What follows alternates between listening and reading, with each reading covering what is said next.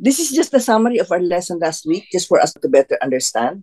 When we are in Egypt, parallel to the earth, pag nandiyan na tayo sa point na aalis na tayo ng Egypt, punta na sa cities of refuge, which is the crucifixion of the flesh, the Lord is not going to keep us unclothed. In other words, kailangan bibihisan tayo na ni Lord para meron tayong protection pag alis natin ng Egypt. Ano yung unang ibibigay sa atin ni Lord? Ang unang ibibigay niya sa atin yung kanyang veil at saka yung kanyang tunic. Makikita mo dun sa John chapter 19, 5 lahat yung pieces of garments ni Jesus.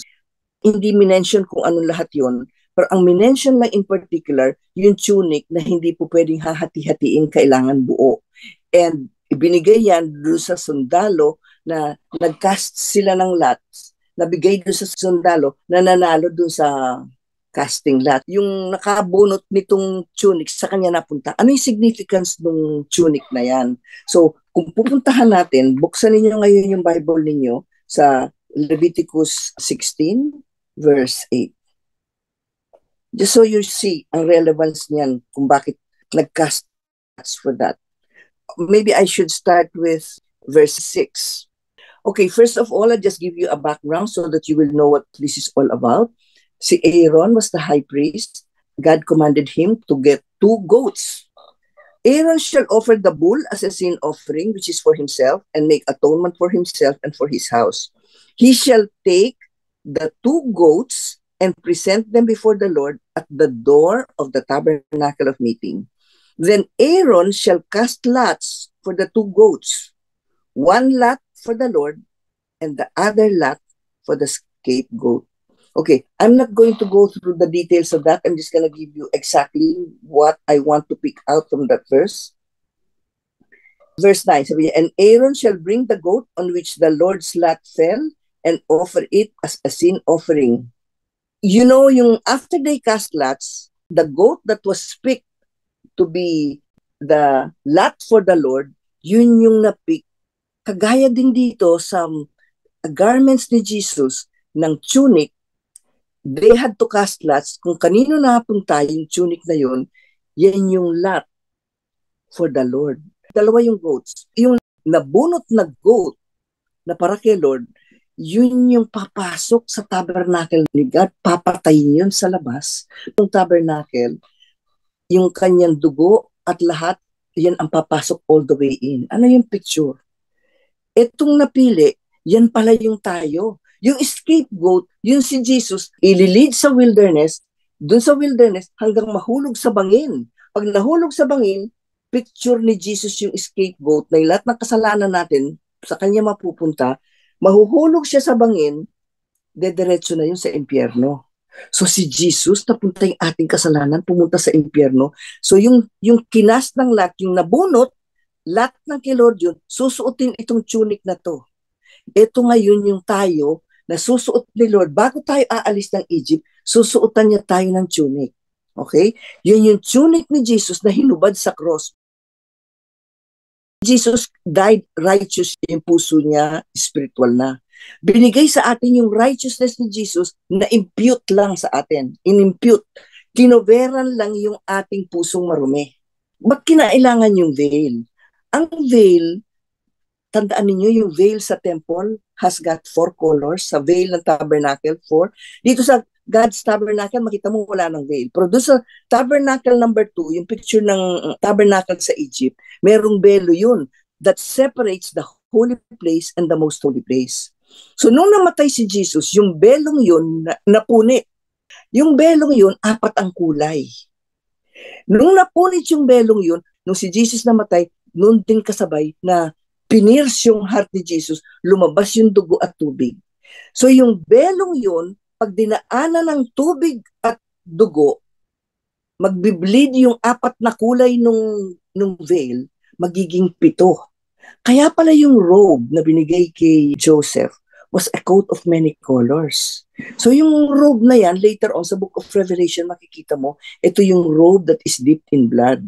So makikita mo, Kaya nga naging 7 na yung kulay nitong robe na ito. Nung na-pierce yung heart ni Jesus, magiging 7 na yung kulay nitong robe na ito to show you that Jesus was a picture of perfection and completion. Yung veil, yun yung veil sa temple na pupunitin.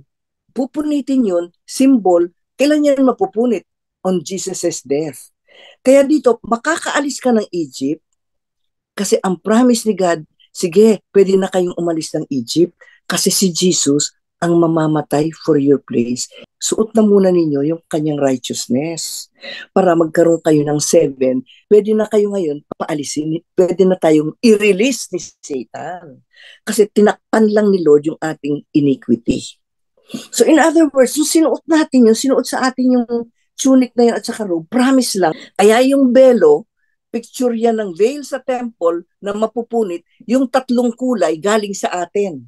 Yung 4 na kulay galing kay Jesus to produce the 7 colors. So para magiging one, si Jesus at ako, kailangan suotin ko itong veil na ito, meaning lalabas ako ng Egypt, pero yung heart ko, pupunitin din, kasabay ng heart ni Jesus. Yung heart ni Jesus, yan yung veil sa tabernacle na napunit into half. Picture na yung puso ni Jesus napunit. Yung heart ko nung napunit, dumikit yan dahil sa veil ni Jesus, yung veil na 4 ang kulay, magiging 7 dahil magraran lahat yung colors nung magiging rainbow. That is why God has to wear us this tunic. You have to remember, when we wear this veil and we wear this tunic, yung puso natin marumi pa. Parang kinuberan lang tayo ng righteousness ni Jesus para tayo makaalis ng Egypt. That is why we need to go under the cross para dito ngayon yung puso ko lilinising kompleto. Kailangan papatayin yung physical heart ko. Kasi nung umalis ako ng Egypt, sinuutan lang ako ng veil, sinuutan ako ng tunic, pero yung heart ko, physical pa, kaya nga nakita mo, itim pa yung puso. So, those were the first 2 garments that were taken off of Jesus, okay? What is this a picture of? After Adam sinned, they wrapped themselves with fig leaves. Yun yung suot nating damit dito sa earth. Pero hindi tayo makakaalis dito sa earth kung puro tayo fig leaves. Hindi tayo makakaalis dahil that's symbolic of sin and self-effort. So si Jesus, ipinalit niya ng sheepskin yung sinuot ni Adam. Yan yung picture ng covenant with Adam. Kaya sina Adam nakapasok sa cities of refuge kasi even in the Garden of Eden, si God, sinuotan niya ng sheepskin si Adam. Yun yung tunic na, na ibibigay sa kanila ni Jesus forward looking to His crucifixion. Okay? Napaka-significant. So, konektado yan din sa Leviticus. Si Jesus yung mahuhulog sa bangin, siya yung goat na nirelease sa wilderness, nahulog sa bangin, pupunta sa impyerno. Nung nag-cast ng lots, yung lot na napili, yun yung tayo pala, pinili ni Lord from the foundation of the earth na suot niya nitong 2 outfit na ito para tayo mapalaya ni Satan, pero kailangan tayong dumaan dito sa crucifixion, kailangan pagpunit ng puso ni Jesus, sabayan ng pagpunit ng ating puso. Ngayon makikita mo, pag alis mo na ng Egypt, dadang ka na ng cities of refuge, makikita mo dito yung work ng Trinity. Yung work ng Trinity, yung first day work ni Jesus. Kasi yung curse ng ating sin napunta sa kanya, kaya siya'y namatay. And on His death, pinierce yung heart niya. Ang next dyan, nung lumabas yung tubig at dugo, dito na mag-start yung second day, yung tubig, yan na yung work ng Holy Spirit. Kasi dito na ni Jesus tinake yung judgment natin sa baba, sa hell. And then yung blood na nahulog sa ground, dito naman work ng God the Father kasi yung God the Father ang fires above, siya din ang bumaba sa ground para susunugin si Jesus to get our judgment in hell. So these are the 3 days of the cities of refuge. Naintindihan mo na bakit 3 days? Because it means that when the 3 days on the ground, it has to take the work of the Trinity. So nakita mo yung cities of refuge, parallel yung journey yan, doon sa 3 cities of refuge sa old and the 3 cities of refuge sa new. It's all the same pattern. What is it? It's the 3-day preparation of the ground of the heart. Okay? Ngayon, doon sa 3 cities of refuge ng work ng Trinity, ang isusuot sa atin on the first day, yung hinubad kay Jesus na parang kamiseta na undergarment. What is this undergarment? Yung undergarment na tinanggal kay Jesus, ito yung kanyang robe of righteousness na isusuot na sa atin ngayon from above. Kasi pag isusuot mo itong undergarment na ito, you have to raise up your hand, parang surrender. Okay, Lord, I surrender. So isusuot niya, tataas mo yung kamay mo to surrender, isusuot niya ngayon itong kanyang garment from above para yung righteousness ni Jesus ngayon, this is now the beginning of the preparation of my heart. So anong mangyayari? Kasabay nung pag-pierce ng heart ni Jesus, mapipierce din yung heart ko, ang covering ko ngayon yung righteousness ni Jesus. Dito ko ngayon makukuha yung kanyang righteousness dahil mapipierce yung heart ko, lahat ng aking maruruming dumi, ay maruming dugo, yung sinful heart, pupunta na yan ngayon sa... Okay, anong nangyayari dito sa second day? Yung puso ko ngayon aararuhin. Tatanggalin lahat yung mga idols, tatanggalin in the same way na parable of the seed and the sower, tatanggalin yung weeds, tatanggalin lahat yung cracks, yung mga lahat ng makaka-interfere sa pag-grow ng seed ng word. So yun yung nangyayari sa ating heart. Inaararo yung heart, kaya na-unveil yung word. Kaya nga sabi ko, when we are going through trials na unti-unting napakasakit na dinudurog ni Lord yung puso, nabubuksan unti-unti yung word, nagkakaroon ng light. Bakit? Kasi yung sin natapon na sa ground. Unti-unti dumadating yung light. Dito naman sa third outfit, yung lower garment round, pantalon, righteousness from below, dahil yung ating kasalanan, binayaran ni Jesus sa hell. So pagsuot ng trousers ng paakyat, from below, ang trousers from below, righteousness from below yan. So anong makikita natin? Si Jesus binigay niya sa atin righteousness from above, dahil nung bumaba siya from heaven, righteous na siya. Yung ating unrighteousness sa baba, binayaran ni Jesus para pag-resurrect ni Jesus, binigay niya sa atin yung righteousness from below. Kasi yung sins natin, nabayaran na, binayaran niya sa hell. Pero ano ang katapat nito? Habang si Jesus nasusunog sa baba, yung physical heart naman natin, nasusunog na dito sa lupa. So meron na tayong righteousness from below, righteousness from below, righteousness from the ground. Dito malinis na yung heart. So paglabas mo rito, yung ano ka na dito, blameless and holy.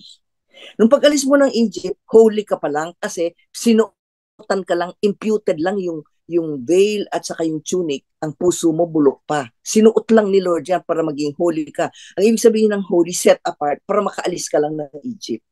Dito naman sa tabernacle number 3, dito sa 3 days, para maging blameless. Ano ibig sabihin ng blameless? Lahat ng kasalanan mabubura. So hindi po pwedeng tanggapin mo lang si Lord dito sa Egypt, dito ka sa Egypt, hindi ka magjo-join kay Jesus sa death kasi hindi mapapalitan yung puso mo. Kung hindi napalitan yung puso mo dito, hindi naging spiritual, sa hell ang tungo natin. Kaya kapag naintindihan mo itong dinadaanan natin dito sa 3-day journey sa baba, maski ano pang hirap ang dinadaanan mo, hindi ka na magre-reklamo dahil ang katapat nito hell. Okay? So after this, malinis na yung puso, malinis na yung nasunog na yung physical heart, meron ka ng spiritual heart, papasok ka na dito sa tabernacle ni God, which is tabernacle number 4. Ang unang furniture na pupasukan mo dito, brazen altar. Ano ang mangyayari dito? Yung aking puso na spiritual na, susunugin dito sa brazen altar. Pero ito, sunog from above. Kasi fires from above na yan eh. Yung fires from below ng hell, si Jesus ang nagbayad. Dito, susunugin yung aking physical heart para maisuot ko etong breastplate of righteousness, meaning regalo na ako ni God kay Jesus. Kasi itong breastplate nito, suot-suot ng high priest, meaning puro precious stones. Yung palang precious stones na yun, meaning ngayon, nasa dibdib na ako ni Jesus. I am one of those precious stones that Jesus wears on his chest. Okay? After my heart goes through the judgment in the brazen altar above.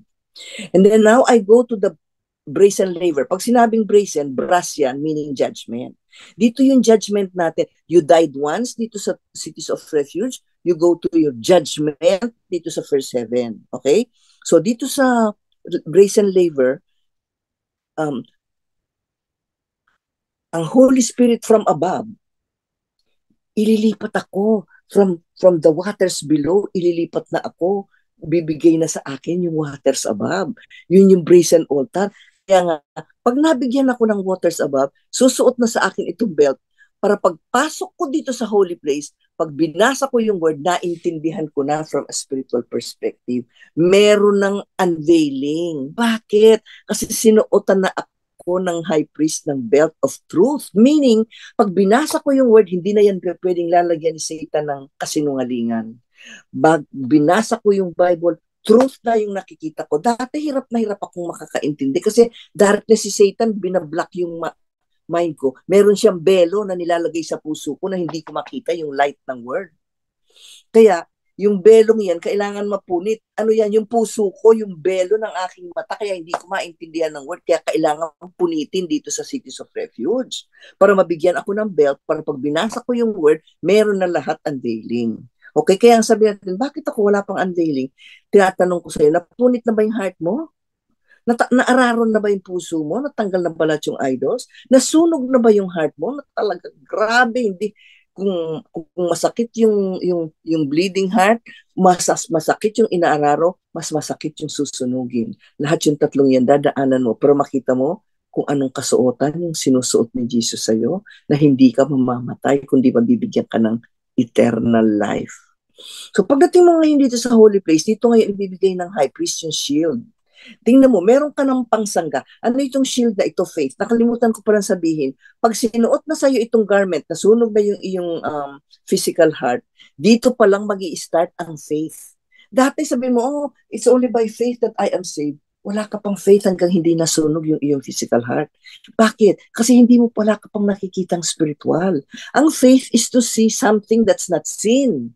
Kaya nga sabi niya sa Corinthians, 2 Corinthians ba yun, verse 2, eyes have not seen, ears have not heard the beautiful things that God is preparing. Kasi hindi pa nasusunog yung physical heart mo. So wala kang makikitang magagandang spiritual things that God is preparing. Wala ka pang faith. Okay? Kaya nga pag meron ka ng faith, you can withstand all the trials. Kasi nakikita mo na yung covering ni God, hindi naman pala ikaw ang kailangan lumaban dito. Nandito na yung armor na suot ni Lord sa'yo. When you now enter the holy place, you now become part of the candlestick, meron ka ng ilaw. 7 lights ito. Si Jesus yung center, 6 ang man. So, kasama mo na si Jesus na may ilaw. Meron ka ng faith na iilawan yung holy place na pag binasa mo yung word dito sa table of showbread, nakakain mo na as the bread of life. Dito sa Egypt, ang kinakain mo lang, mana, bread. Pag pasok mo ng Tabernacle 4, ang kinakain mo na dito, bread of life, nakabukas na, unveiled word na yung binabasa mo. Shield of faith. Makukuha mo lang yung shield of faith when you enter the most holy place and you become part of the candlestick. Dito yung totoong salvation. Dito ka palang saved. You are only saved when you enter the holy place. Kaya nga God said, be holy for I am holy. Okay, these are the 7 furnitures that were set up when Jesus died on the cross. Doon sa Genesis, nung unang creation, wala pang furnitures ito, kaya hindi pa tayo pwedeng pumasok, wala pa tayong aakyatan. On the cross, when Jesus said the 7 last words, parallel to the 7 days of creation, na-set up lahat itong furnitures na ito para pagpasok natin, meron na tayong dadaanan. Okay, yung fourth furniture is the table of showbread, which is now the communion with Jesus. Dito anong ibibigay ni Jesus sa'yo? Dito niya ibibigay yung helmet. Kasi pag meron ka ng truth, meron ka ng unveiling, meron ka ng ilaw, pagbasa mo ng word, yung helmet mo, yung unveiled word, napapanganak yung salvation ng man. Kaya sabi niya, you put on the helmet of salvation. Dito ka palang talaga completely saved. When you now have the helmet of salvation, maski anong tirang darts ang ibibigay sa iyo ng enemy, maski sino pang kalaban, hindi na tatalaban yung ulo mo. Yung mind mo na nakagrasp na sa iyo yung word of God, wala nang makakadeceive sa iyo. Maski saan ka pang teaching makikinig, hindi ka na masiswing here and there. Kasi word of God nandiyan na sa iyong puso, nandiyan na sa iyong mind. You now have a new mind, you have a new intellect, you now have new emotions. Okay, pagkatapos mo dito sa fourth furniture, makikita mo wala ng veil, magkaduktong na yung holy place and the most holy place. You now go to the altar of incense. In the altar of incense is where the high priest is going to give us the sword of the Spirit. Yan ang ating offensive weapon kay Satan at kung kanino pa man. Yan ang ibibigay sa atin na offensive weapon. Okay? So, Hindi mo tingnan mo si Jesus. Bakit niya nalabanan si Satan nung tinempt siya? Kasi ano ang panglaban niya? The sword. Hindi nakikita yung sword na yan, invisible, pero ano yan? The sword of the Spirit, which is the Word of God. Kaya ang kalaban mo kay Satan, Word of God. Kung wala kang Word of God na kinain dito sa fourth furniture, hindi mo binasa yung Word, paano kang magkakaroon ng sword? Ang sword is the Word of God na nandiyan na sa loob ng heart mo. I'm just making this fast just so you know the sequence, kung kailan isusuot yung hinubad ni Jesus at kung kailan isusuot ni God sa atin yung armor ni Jesus. Okay? So pagdating mo dito na sa next, alam natin yung Ark of the Covenant, di ba may tatlong laman? Ang tatlong laman ng Ark of the Covenant, manna, law, and Aaron's rod. Pagkatapos mo dito sa altar of incense, papasok ka na dito sa Ark of the Covenant kasi namatay na yung physical. Ang ibibigay na ni Jesus sa'yo, yung tatlong offices ng prophet, priest, and king para maging light bearer ka na. Yung Aaron's rod, makita mo, nagbad na, namulaklak na yung rod ni Aaron, nagkaroon na ng branch, tayo yung branch, kaya diyan tayo magiging priest. Pagpasok natin sa Ark of the Covenant, diyan ka magiging priest. Yung law, pwede na nating ma-obey yung the law, which we could never obey when we were in Egypt or in the flesh. That's why now we are the king, because it's the king who makes the law, who all the laws into effect. Siya yung nagbibigay ng law. Magiging king na tayo dahil na-obey na natin lahat ng law. Dito naman magiging prophet na tayo dahil yung mana na physical bread lang, na-unveil na yung word of God. That's why we can become a prophet. Pag na-unveil ang word, it is like hearing God personally. So that we are now, when we are sent, pwede ka na ngayon isend ni God to Egypt to bring our brethren from Egypt, to bring them to God's tabernacle. Every word that comes out of our mouth will have to come out from the unveiled word, meaning si God mismo ang nagbigay sa iyo ng word. And then on top of the Ark of the Covenant is the mercy seat. Si Jesus nakaupo na dun sa right hand of the Father in heaven. Dito, si Jesus na yung Lord. Nandito na tayo ngayon in between the two cherubim. Ito, in between the two cherubim, ang cherubim, ang Holy Spirit at saka God the Father. Jesus is seated on the throne. Nandiyan na tayo sa mercy seat. You remember in Exodus 25, nung sinabi ni God kay Moses, Moses, sabihin mo sa mga anak ko, sabi niya, dito ko lang sila inimit. Saan? Dito sa mercy seat. Dito makakausap mo na si God sa mercy seat. Ano yan? Rapture ready na. Dito na tayo ngayon sa mercy seat, nag-aantay sa boses ni God. Pagtawag niya sa atin, we are gonna be caught up in the air to be transferred to the house of God that is not part of this creation. So in short, that's the summary of the garments that Jesus took off and the armor of God that He's gonna put on us when we go through this journey. That's just the summary, but God is still going to teach us every single detail how we, in our future lessons, ibibigay pa ni Lord yung details, how and when, etc. We can have all of this, okay? But for right now, God is giving us the big picture para hindi watak-watak yung pagkaka-understanding natin. Maliwanag yung cities of refuge, isusuot mo yung tatlong garments ni Jesus kasi dito, dinidemolish, dito papatayin yung physical heart. Para naintindihan mo, ang cities of refuge, pinapatay yung physical heart, pero suot-suot natin yung righteousness from above and the righteousness from below. And in between, yung Holy Spirit, ini-explica yung word. Nabibigyan tayo ng light to know the truth. Kasi dito sa Egypt, puro lies ang natatanggap natin. Maski tayo nakatakip pa rin yan, nakatakip yung belo, hindi truth yung ating naririnig. Sasabihin sa atin, tanggapin mo na lang si Lord, pupunta ka na sa heaven. Paano ka pupunta sa heaven? Maski meron kang righteousness ni Jesus, madumi pa yung heart mo eh. Kailangan yung heart mo mas mawasak dito sa under tabernacle number 3 bago ka makapasok sa tabernacle ni God. Paano mo sasabihin, tanggapin ko si Lord dito? Tanggapin ko siya para isuot ko yung tunic at saka yung veil. Naintindihan mo na yung meaning ng tunic at veil. 7 yan. Pag dumugo yung veil, lalabas yung tatlong kulay, magiging 7. Kaya yung tunic is 7 colors. Yung tunic na binigay kay Joseph was a coat of many colors. 7 colors pala. Perfection and completion dahil promise na pupunitin yung heart ni Jesus sa cross, pupunitin din yung heart natin sa ilalim ng cross to compose the seven. Yung apat galing kay Jesus, yung tatlo, yung ating heart, nagbi-bleed yung heart natin, nakukumpleto yung colors of the rainbow.